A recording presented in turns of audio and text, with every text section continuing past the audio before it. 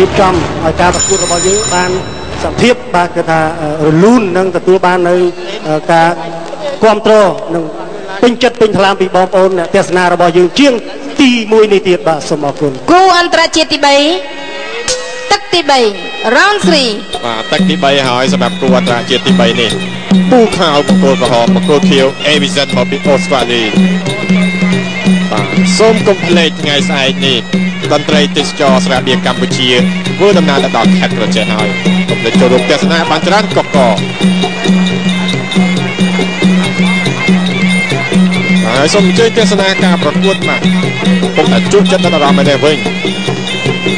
ឆ្វេងរបស់ Avison បាទស្វែងស្ដាំពីកីឡាករបាទពូខៅឥឡូវនេះ Avison ចង់វិលបាទពូខៅទិញតាមជង្គង់ស្ដាំហោះឆ្វេងស្ដាំមាត់ឯឡើយនេះគឺបាទវាយមើលមិនដល់រត់មិនវាយទេ1 2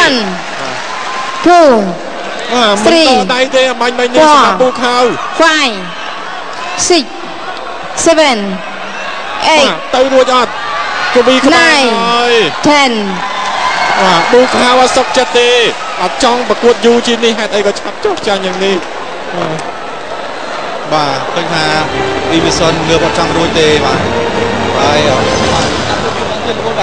បាទកន្លែងនេះគឺសម្រុកគ្រប់យកតែម្ដងសម្រាប់ពូខៅជង្គង់ផងកណ្ដាប់ដៃឆ្វេងស្ដាំ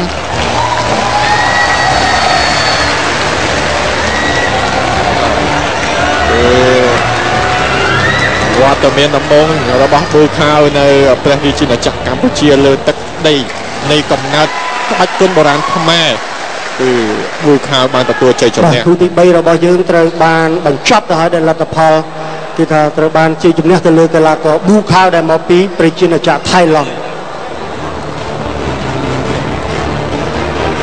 បាទហើយក៏សូមកីឡាករទាំងអស់បាទត្រៀមទាំងកីឡាករដែលមិនទាន់ធ្វើការប្រកួតកីឡាករប៊ូខៅបង្គោលខៀវទទួលជ័យជំនះលើកីឡាករបង្គោលក្រហមដោយកីឡាករបង្គោលក្រហមប៊ូខៅ please wait here ក្នុងទឹកទី3បាទសូមអរគុណហើយក៏សូមឆ្លៀតយកឱកាសនេះ